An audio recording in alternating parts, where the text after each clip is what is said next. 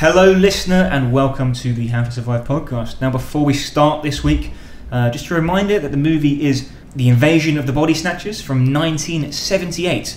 It's available to stream on Netflix in the UK and probably the US as well, but also available at Amazon, eBay or whatever DVD outlet you want to go to. Just a warning that next week the movie coming up will be The Shallows, starring Blake Lively. It's a movie from this year, so it's still in the cinema. So go and hunt it out and get in touch with your ideas on how you'd survive. That's at HowToSurvivePod on Twitter or HowToSurviveShow@gmail.com if you want to email. And so, on with the show. We came here from a dying world. We drift through the universe from planet to planet, pushed on by the solar winds. We adapt, and we survive. The function of life is survival.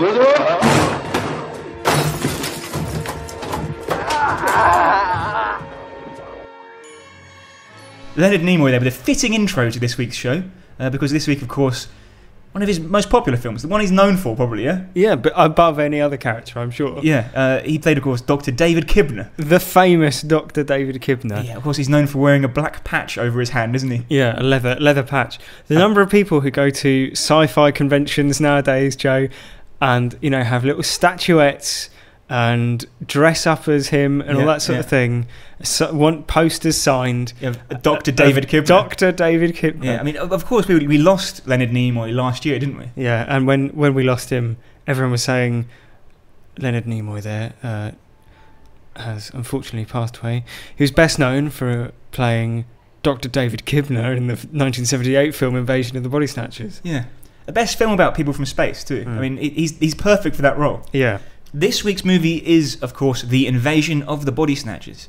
That's the 1978 version. There are many other versions, which maybe we'll talk about later. But first, before we talk about how we were going to survive the film, Chris, maybe we should recap the plot. Does that suit you? Absolutely. And of course, there will be spoilers. So if you haven't seen The Invasion of the Body Snatchers, you've had nearly 40 years. So no excuses. And as is our remit, we will be discussing how we would survive in this most unfortunate of tales. But beforehand, we need to recap the story. So, Joe? Our story begins in space. The final frontier. Some kind of gunk begins to rise up from the surface of a planet and make its way towards Earth. The gunk arrives on Earth in a rain shower and soon begins growing into flowers on other plants. So like as a parasitic kind of plant, right? Elizabeth Driscoll picks one of the flowers and takes it home, where her boyfriend Jeffrey is emotionally distant as he watches a basketball match. The next morning he's even more emotionally distant and fully ignores her. She's startled when he takes the bin to the dustbin lorry in a very robotic way. Suggesting that he's never taken the bin to exactly. to the street ever before. Yeah, exactly. So she rushes to work and she confesses to her boss, Matthew, that she's upset and thinks Jeffrey has been replaced with an imposter. Matthew encourages Elizabeth to confide in his friend, the eminent psychiatrist, Dr. David Kibner. Oh, the famous character. He's here at last. We're watching the whole film, waiting for him to show up. On the way to Kibner's book party, Elizabeth and David witness a crowd of emotionless people murder a man in the street. Once they arrive, they find Kibner calming a woman down who believes her husband has been replaced with an imposter. A trend emerging here. Yeah, sensing a theme. As people around the city begin reporting that they feel their loved ones have been replaced with imposters, Matthew's friend Jack Billichek and his wife Nancy enter the story. They own a spa, like a public bath. And as they're closing up for the evening, Nancy discovers a fleshy mass that looks like a body. The body bears a resemblance to David, so they call on their friend Matthew to investigate. And Matthew, we should mention, and Elizabeth, both work for the Department of Health. Yes. And they go into restaurants and look for rat turds, things like that. Yeah. And this is really within their realm of expertise. Yeah, it's in their remit. Yeah, exactly. Matthew arrives and is aghast to see that the body does indeed resemble David. His immediate thought is to call Elizabeth for a second opinion, but he can't get through to her. The phone's off the hook. So he heads to her home, where he finds her unconscious near a fleshy mass, which, guess what? It looks like her. He grabs her and escapes as Jeffrey watches TV downstairs in a menacing way, emotionlessly. After reporting the many bodies appearing over town to the police, the group learns that the police and all other government agencies are compromised by the imposters. They enlist the help of Dr. David Kibner, who hides them in an apartment away from the city. But when they fall asleep, a gigantic pod begins to sprout and creates duplicates of the entire group as they sleep. Nancy wakes Matthew just in time as he's about to be consumed and replaced by his replicant. The group begin to run away from the house, but are chased off by a large group of replicants who all begin pointing and screaming at them. David and Nancy break off, distracting the replicants as they give chase.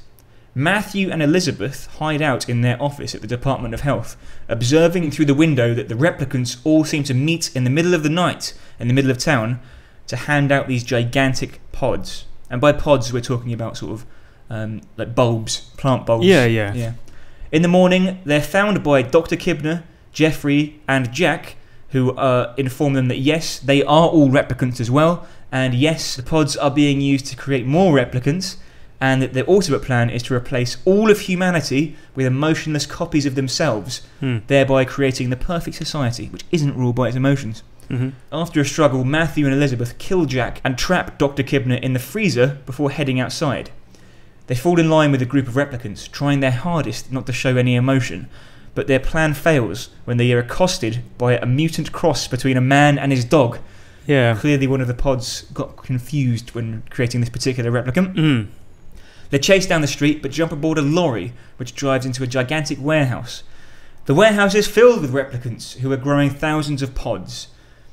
Elizabeth falls asleep and Matthew hugs her as she crumples into dust and her replacement bursts into life and tells him, it's not so bad. Matthew runs into the warehouse and sets it on fire, destroying the entire operation. He's chased down and discovered as he hides under a pier. The movie ends as Matthew makes his way through town. He goes to work, then leaves the office and begins walking through the park. There, he's spotted by Nancy, who calls his name, but he pauses for a second before pointing at her and screaming in the iconic "I am a replicant" kind of way. And that's the end of the film.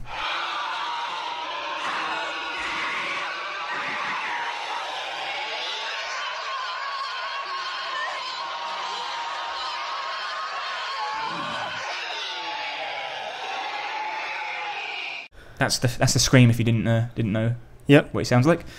And that's kind of becoming a very, very iconic thing in pop culture, isn't it? That sort of scream. Yeah. I've seen a lot in Family Guy. That's basically it. It's a very iconic ending. Like, it's, a big twist as well. Yeah. Apparently, the actress Veronica Cartwright, who plays Nancy, my IMDb trivia fact of the week is that she didn't know that was what the ending was. Oh, really? And so her look of terror is apparently genuine, although... Why would she be that terrified? Yeah, exactly. I would have thought that more likely is that he did the pointing and the screaming thing and she just like laughed and went, "Oh, Donald, you... stop fooling around." Yeah. But apparently, that's what it says on IMDb, and we have to take that as gospel. They were on like some sort of... They got fined if they fluffed their lines. Yeah. And she was like... they all got fined. Yeah, he's just blown it for all of us. Yeah. Maybe that's the explanation. Maybe it is. What did you think of it, Chris? This classic film. Well, last week we talked about The Thing. Yeah. And the thing with this film is that it's very similar. Yes. Almost by design, because we select films that are quite similar. Yeah, it's interesting that, isn't it? I wonder how that happens. Yeah. But yeah, they're thematically and visually, I would say, in terms of the special effects and the way the replicant or the replication happens. To save time, by the way, I think we can call the replicants pods. Yeah, pod people. Yeah, because that's what Jeff Goldblum, the character of Jack, calls them. He says, "Come over here, you damn pods," or something. Yeah, so the pod people, the way that they are created is similar to The Thing in that, although less violent, is sort of, that you have those tendrils sort of crawling out and covering people, and then the pod people that are being grown as they sort of slowly take their features and they're all gelatinous and all that sort of thing.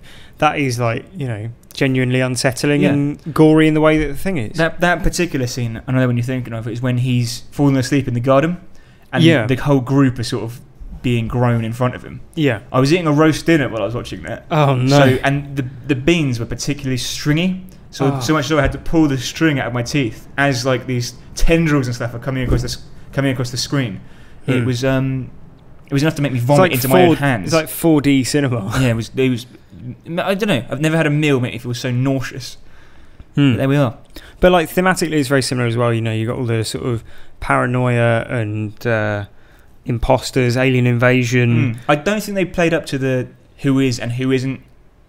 It's basically just the ending, person. Isn't it? It's just the ending. Yeah, exactly. Yeah. And sort of the start of the film where you know. Yeah, I mean, David Kibney, you're not supposed to know he is one, but it's pretty obvious from early on that he is. And then at what point do you think he is then? When I first realised it was when he shows up at the public bath. Right. He just happens to be there. Yeah. And I was like, well, there we are. I guess it makes sense if he brings them to an apartment which then happens to have a load of pods. Yeah. In the garden or whatever. In the greenhouse. We're going to take a second, Chris, to talk about the legacy of this film. As we mentioned, it is a classic film.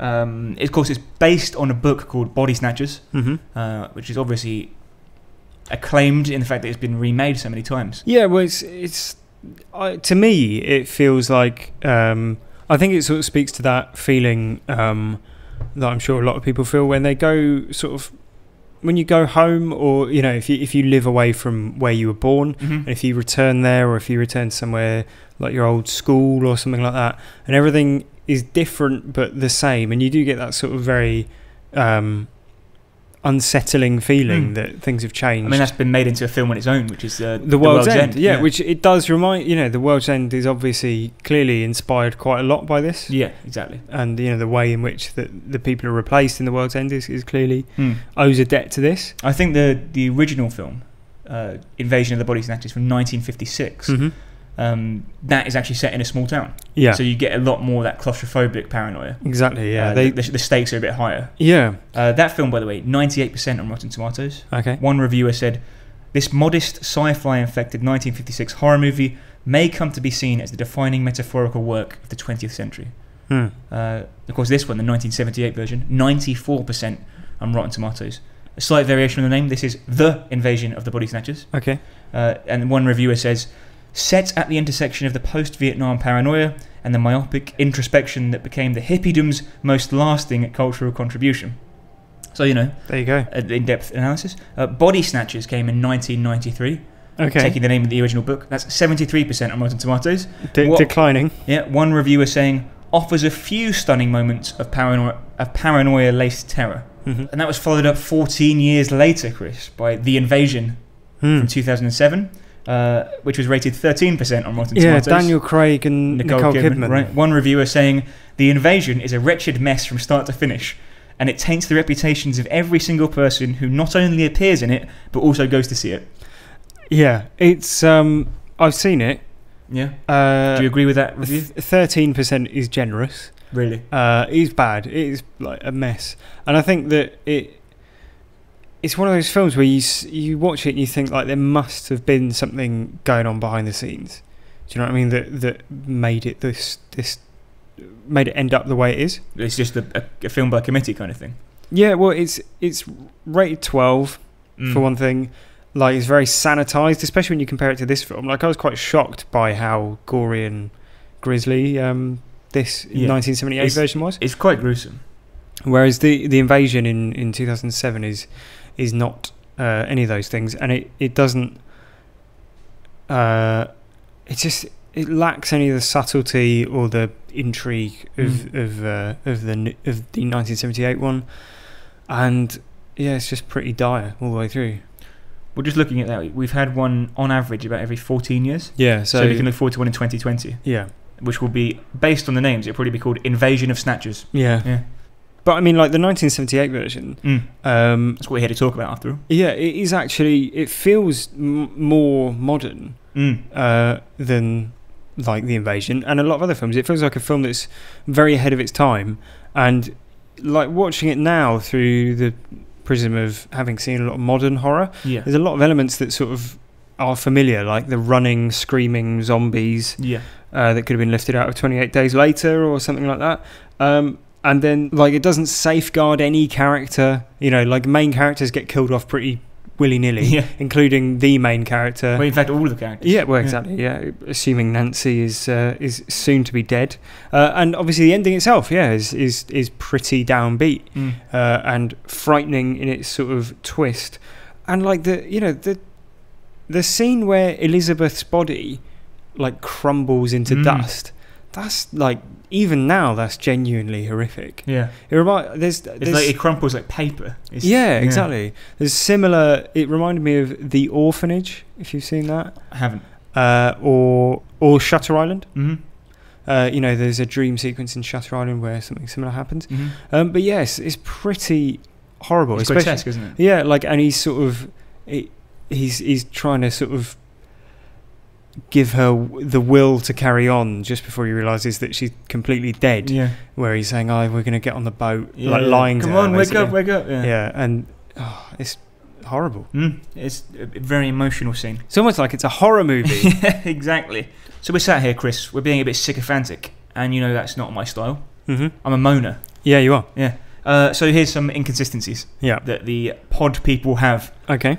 So sometimes they meet in the daytime, in storm drains, and sometimes they meet at night. Yeah, but like normal humans. Yeah, but both times it's to hand over the actual pods. Right? Yeah. So what is it? Well, can't they do both? No. They hand out far more pods than would ever be necessary. Well, by that point, how much of the population has actually been taken over? Hard to say. Well, at the end in the film's final scene, they're being shipped in by the busload. Like, children are being shipped in by the busload. That's true. So yeah.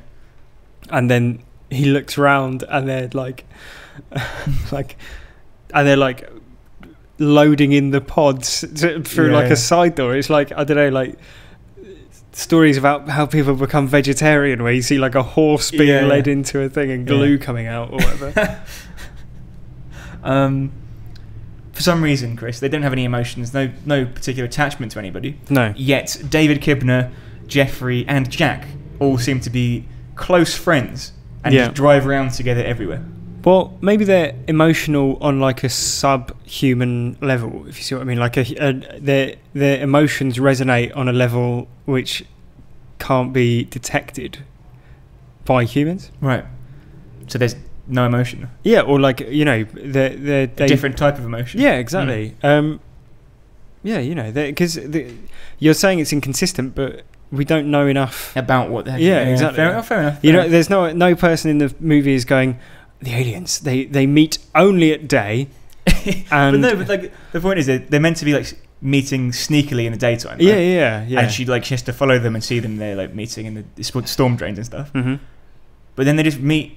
Like the whole town comes out to meet at night. Yeah. So why didn't they just do it then? But that's just because the increase in the number. Yeah. Logistically. All right. And they clearly have a sort of, they clearly do have a sort of semblance of a normal life because they all carry on their jobs. That's true. So, there's something there, Joe. Playing devil's advocate here. So these replicants, bean people, whatever they are. Yeah. Bean people. That's a new one. Beaners. They have no need for music, Chris. They don't like music. Right. Yet they watch videos of clocks. Yeah. What's that about? Well, different strokes for different folks. One moment, Chris, they're incapable of emotion. Biologically, it seems that it's just ruled out of them. Yeah. However, the next minute, they're capable of exhibiting an entire spectrum of emotion in order to manipulate people into believing that they're not replicants.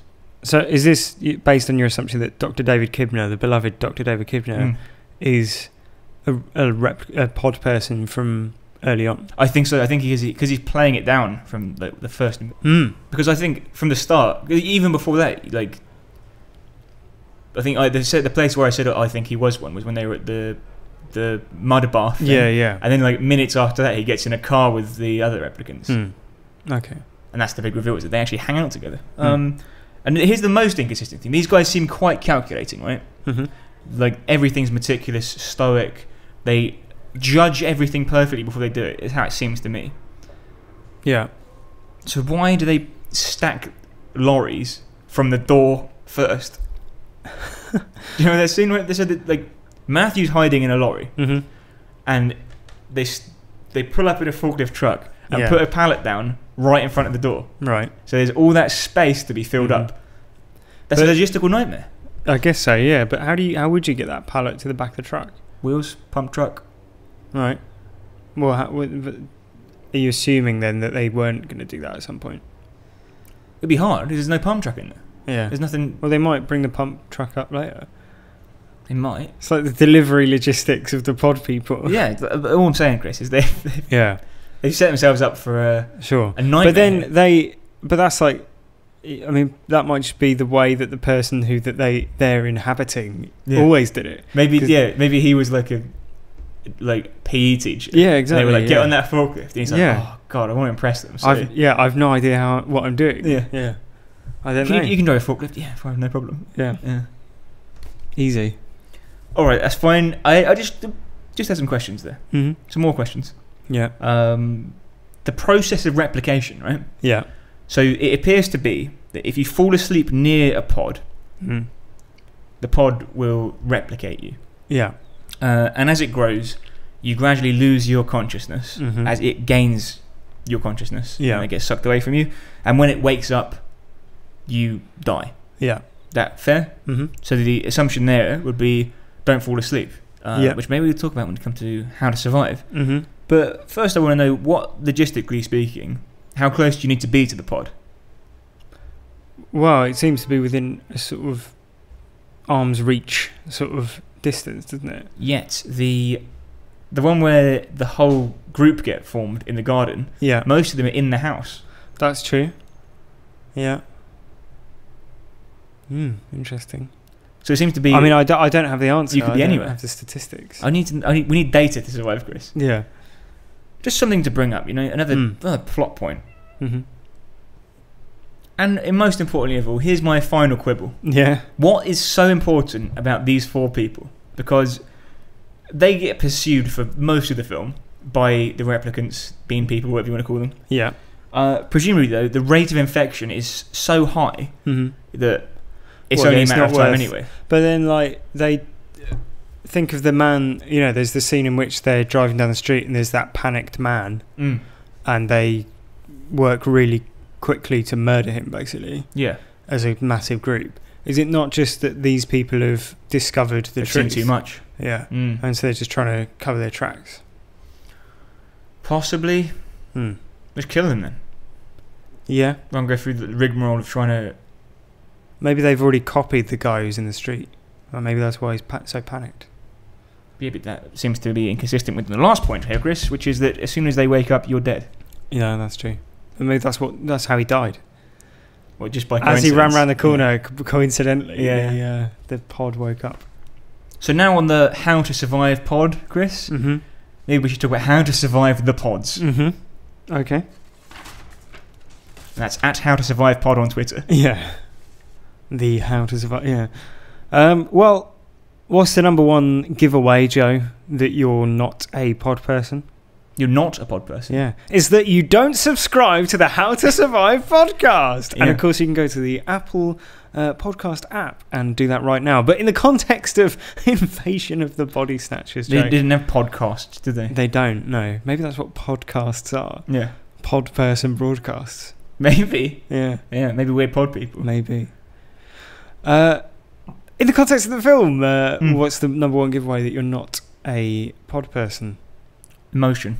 Correct. So, there are a number of drugs, Joe, Yeah. that numb emotions in terms of their display. Right. People have a characteristic lack of affect. Yeah. If they're Shallow affect, yeah. if they're drugged up. So these can range from painkillers, ketamine, and opiates, which either alter the presentation of emotions or simply numb you to them. Mm-hmm. So people who take lots of painkillers, you don't feel pain, you don't Mhm. feel a lot of things. Yeah. Similar with ketamine. Yeah. Shallow affect, as you said. Problem with opiates, though, is that could also make you display it as really happy or satisfied, as that is, of course, the reason people take them, which probably isn't the look you're going for. I don't see many pod people in the film grinning to themselves. Exactly, walking around looking really happy. Other mood-altering drugs are frequently used on children with ADHD, and they are commonly criticised for their numbing characteristics. Again, people complain that their children are showing a lack of emotion, and children complain about feeling numb. There's a very good Louis Theroux documentary on America's medicated kids. Yeah, which digs into this exact thing. Exactly. So it's very possible that those kids are actually pod people. Pod people, yeah. But Joe, while these things are treating the symptom rather than the disease, aren't they? And we need to consider a couple of things. Would a drug habit, given the context, be practical, believable in terms of, would it? We'd see no evidence that the pod people would be convinced. We don't know necessarily by what margin, by what method they detect people. We see that Nancy is able to walk around and fool them for a while. Yeah. But how long can that last, really? Until you see a dog-faced man or a man-faced dog. Yeah, exactly. That's a weird bit, isn't it? Yeah. And it's not going to be good for you in the long run, Joe, is it? Like here at How to Survive Towers, we always talk about Watney's Index. Yes, exactly. Taking loads of drugs. Shooting heroin up your arm. Exactly. Not a good way to survive. Yeah. And you're probably not going to be able to walk around the city blending in if you've just, shot up a load of heroin. Yeah. So they're not going to be practical or healthy in the long run. But do pod people take drugs? Do they eat? Do we see any of that sort of thing? We don't know enough about them, do we? No. All we know is they watch clock videos. They do drive cars. Maybe that is them eating. Watching videos of clocks is how they feast. But he was actually just gorging himself. Yeah. Yeah. It's 3 clocks. He's having a cheat meal. Yeah. It's one more clock after. I really have to say no more. Yeah. So it's a bit of a dangerous policy. Yeah. Yeah.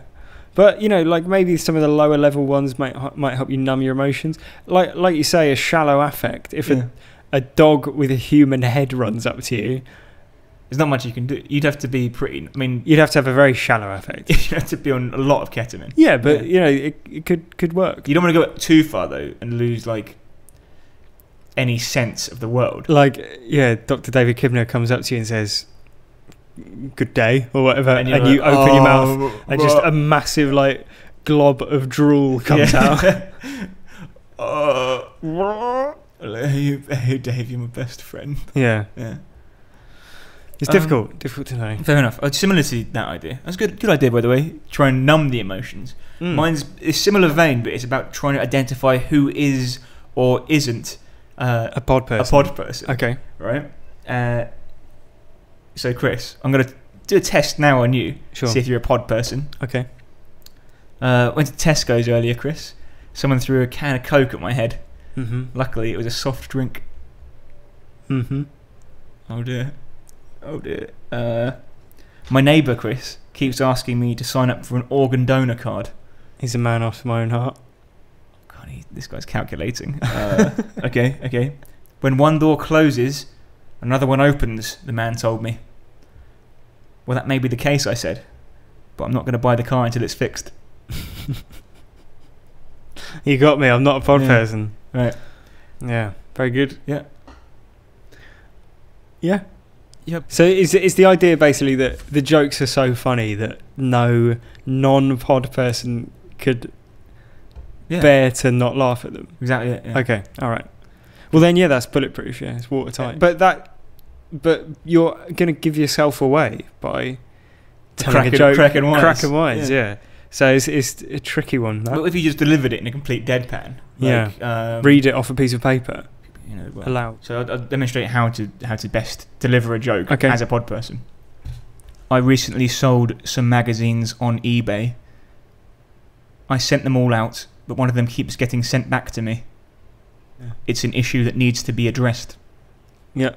No, that's good. You've got the delivery perfect. Yeah. But you'd have to be pretending to read or something. Yeah, exactly. Yeah, because a pod person, I don't think, would walk around just going, "I've got a great idea for something to say." That's a Chris Morris original joke, by the way. Yeah, it is. Yeah. Repurposed. So, Yeah. copyright. That's Chris Morris. And it was delivered in the best way possible This is for how people you to wanted, hear it. You wanted the world to hear it in Exactly, this way, didn't you? Yeah, it did. My second survival idea, Joe, is I don't understand why they don't try and leave their densely populated urban area. Yeah. I know they try and drive to the airport, but I don't think that's a very good idea, because by this point they already know that the whole police, the government, and government has fallen to the pod people. So I don't know what are they thinking? Yeah, I guess you're right. But he said they were, that was a ruse, right, to say they were picking someone up. Yeah, but they did want to go to the airport. Yeah, yeah. They didn't have passports. Well, yeah, but it could be domestic flight. I guess so. It's a big place, America. Yeah, but they don't do this, and it's never addressed why they don't do it. And I suppose it's because they appear to want to fight back against the invasion. But by the time they're getting into that taxi and saying, "Take me to the airport," it's clear that they're completely outnumbered. And that's a relatively early point in the film. And furthermore, a resistance would surely be easier to mount from a sort of guerrilla tactics point of view. Yeah, like from the woods or something like that. Yeah, like the Viet Cong. Yeah, exactly. Yeah. So why don't they do that? Why don't they just leave the city? It's good. I mean, I can't argue with it. Yeah. Flawless logic. I mean, the risk. I guess one of the risks is like if you go into the woods, you don't know what's like oak tree, and you don't know what's pod person. Yeah, yeah. So you could fall asleep in the woods and wake up on a pod. Wake up a pod. Yeah. Maybe. Yeah. But I've waited to sort of deal with that, and this is something that I was thinking the whole film. Like, why don't they just get weed killer? Yeah. Well, but what would you're assuming that the pods are going to be killed by the weeds? Well, they're just flowers. Just stamp on them, or I mean, weed killer fairly inexpensive. You can get gallons of it from B&Q or whatever. So yeah, I think by the time they've established that it's the flowers, they're already in that apartment and they're sort of under siege. So right, if they're making a sort of pod people flesh and bone like us, or are they made of like plants? It's difficult, isn't it? Because the only person that we see, the only pod person that we see killed is when Matthew kills the pod version of himself. Yeah, which he smashes it with a shovel, and it could be either anatomically correct to a human, or it could just be a big balloon of blood, basically, for all that we see. Yeah, so they're limited by the effects they had, or it's a completely accurate representation. It's difficult to know. A few weeks ago, Chris, we were talking about the Terminator. Yeah. And the importance of when you were a soldier or someone in combat, of not going in and having sex with the person you've been charged to protect. Yeah. A bit of professionalism seems to be the key, I think, and a lot of our films, being a professional and keeping your eyes on the job. Yeah, eyes on the prize. Exactly. So similar, when you run a public bath, don't accept gifts from people. Okay. Right? Because it breaks that barrier of masseuse and massagee, and it makes it a bit more personal than it needs to be. Yeah. So keep those boundaries, because remind me what the gift was. A flower. I see. Yeah. Okay. All this could have been avoided if a flower's a relatively. It's like getting a tip, though. Do you know what I mean? Like a. But yeah, but you don't need a tip in the massage business. You just. I mean, they own the shop. Yeah. I understand what you're saying. It's relatively innocuous, though, as gifts go, isn't it?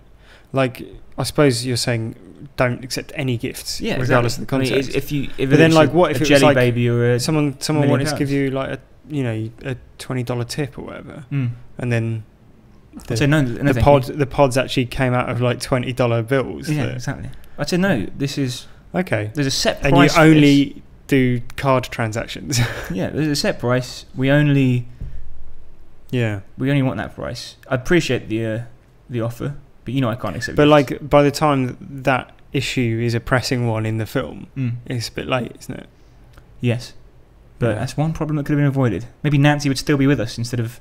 Nancy survives longer than any of the other people. She does. According to the Wikipedia plot synopsis, she's the last person alive in the city. Really? Although that is unconfirmed, obviously. Yeah. Maybe we should email Kaufman and ask him. Well, here's a question for you, Joe, to round things off for this excellent edition of the How to Survive podcast. Yeah. What is the downside to being turned into a pod person? No emotions. Right. But like that every one of the pod people who speaks to Matthew or any other characters, they all say, "Oh, it's much better and it's painless." So yeah. Like obviously they might be lying. They've got reason to be lying, but maybe if there is a downside, maybe Joe, maybe the film is a metaphor for the way in which a generation is naturally, unthinkingly resistant to change. Yeah. Because the film posits that by ridding humans of their emotions, it will make the world a better place, which is, by the way, more overt in The Invasion, which is the poor remake. Yep. In which it is literally get rid of human emotion because it will stop wars and things. Yeah. And then some people the Iraq War. Yeah. And Nicole Kidman's child is immune, and therefore there's no place in the world for him in the new emotionless world. I mean, I audibly tutted there, so yeah. But like that could be the case as well. And would an unemotional world be a better place, and would it lead to longer term survival for the overall population? That's something we have to consider, I think. And how do we define survival, Joe? If what the pod people say is true, and their memories, etc., get transported over to the new body, are they technically surviving? Yes and no. Yes and no, mate. No. No? Well, I don't know. We're getting into a philosophical debate, which will probably take this podcast to another hour. Well, we've got time. But it's difficult, isn't it? Because if you think that without emotion, people would be less inclined to anger and to hatred, it would be impossible. Yeah. Then violent crime often would often the cause of those things is violence or hate. Jealousy wouldn't be a factor, so people wouldn't steal necessarily. Yeah. Wars may not take place because emotions of world leaders don't run high. There's no necessarily religion to adhere to. Yeah, I mean, be emotionally invested. How would you make any decision though? It's just coldly logical. So if I'm, it's basically say I'm hiring we're hiring an intern for the How to Survive podcast. Sure. We've got a guy and a girl come in. Yeah. Right. Same age, exact same qualifications. Yeah. Exact same work experience. Sure. They've been through the same things. How would we decide?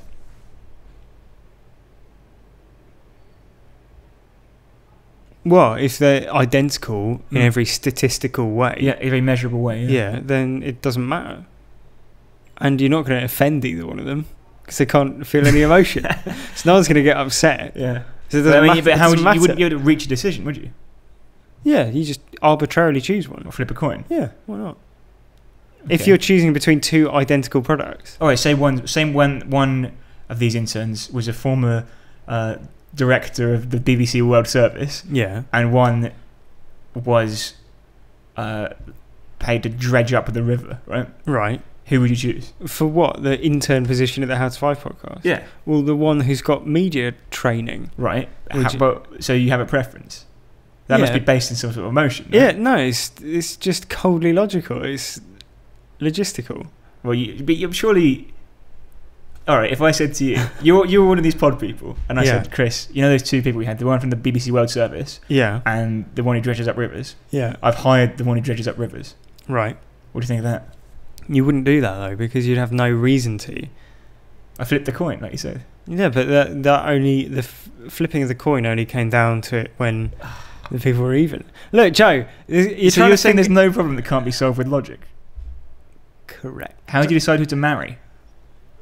We weigh up the various... Look, I'm not a pod person, So it doesn't apply. Yeah. But I'm saying that perhaps the world would be a better place. Why would you Would you marry? have a dog? What is the use of a dog?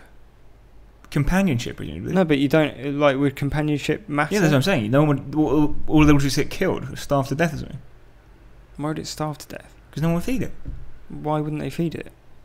Like, Because there's no need to keep it around, logically. No, well, it depends, doesn't it? It's like, there's no it need could be for a you to guard feed dog, your children. Like, guard dog for security or whatever. I don't buy it, mate. I well with that emotion. I don't know about that. No? No. I don't know. I don't see the downside. Fair enough. Are you a pod person? Listen, just maybe you should take a little nap. Okay, fine. And if you'd like to join our ranks as pod people at the How to Survive Pod, go on Twitter. That's at HowToSurvivePod. Or you can email us. That's HowToSurviveShow@gmail.com. And we'd like to know how you would survive if you were to walk among the pod people. And that's exactly what Hannah has done, Chris. She's been in touch on the old email. Hello, Hannah.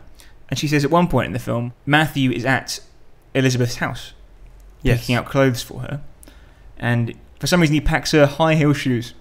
Right. Which make it very difficult to run, climb, and generally get away. That's, poorly thought out. Yeah. As a lady listener. She even rolls her ankle at one point. Yeah, she does. Yeah. And that is the beginning of the end for her, really, isn't it? Yeah. That's when she has to... Just immediately take a nap to recover. Yeah. So, in many ways, Matthew is a murderer. Yeah.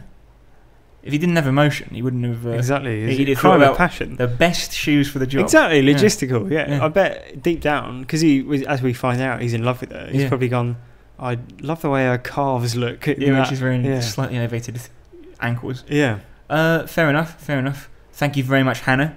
And don't forget, next week is episode 57, and as we said at the start of this episode, we will be discussing the recent Blake Lively shark attack movie, The Shallows. Yeah. So go out there. So rush out and see that. Yeah. Showing in all good cinemas near you. Don't forget to rate us, review us, or whatever it is that you want to do on your chosen podcasting app. So if you're on, the podcast app on the iPhone, search How to Survive, find us with the one with the black and white logo, as you know, and just leave us a 5-star review. That would be lovely. That would be very much appreciated. Yes, logical choice. And we will see you next week for some surfing lessons with Blake Lively.